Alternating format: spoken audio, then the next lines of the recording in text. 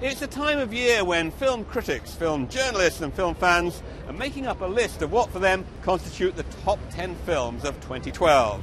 So, here at Talking Movies, we've made our own choices of what for us are the best films of the past 12 months.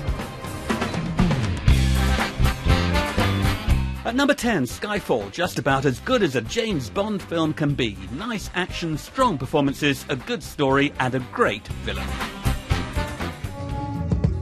Was it a huntsman or a player that made you pay the cost? At number 9, Searching for Sugar Man, a fine documentary with an unusual tale. The search for the very talented Rodriguez, a Detroit musician who became huge in South Africa but was hardly known of in his native USA. In 8th place, Zero Dark 30, director Catherine Bigelow's chronicle of the search for Osama bin Laden, which puts a woman at the centre of the hunt. A truly brilliant cinematic feat with an ambiguous narrative.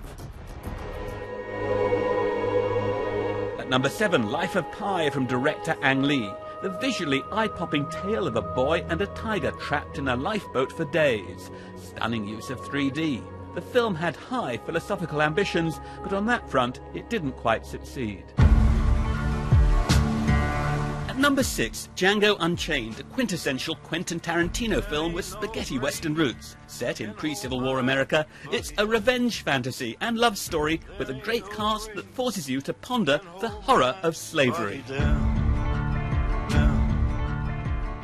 At number 5, Steven Spielberg's Lincoln, with Daniel Day-Lewis giving a remarkable portrayal of President Abraham Lincoln. A well-told story with a strong screenplay of a shrewd politician engaged in a struggle with his opponents in Congress to abolish slavery.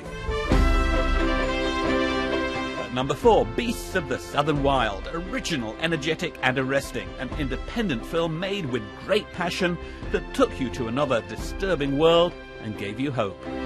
Once there was a hush puppy, and she lived with her daddy in the bathtub.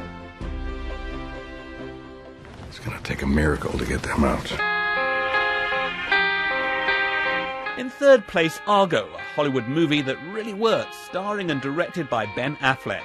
The story of an ingenious CIA exfiltration agent who managed to smuggle 6 Americans out of Iran at the time of the 1979 hostage crisis. Extremely well made, extremely entertaining. In 2nd place, The Master, portraying a master-servant relationship, almost a love story, played brilliantly by Philip Seymour Hoffman and Joaquin Phoenix, directed by Paul Thomas Anderson. A dense and tough-to-fathom film, but one that many found very rewarding. You're acting aggressive because you're drinking too much alcohol.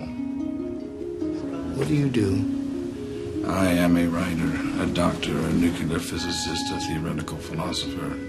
But above all, I am a man, just like you.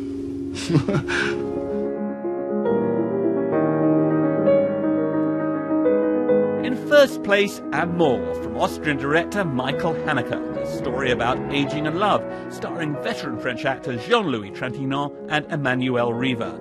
As the wife begins to fade, their authentic love becomes beautifully apparent. Simple, powerful cinema.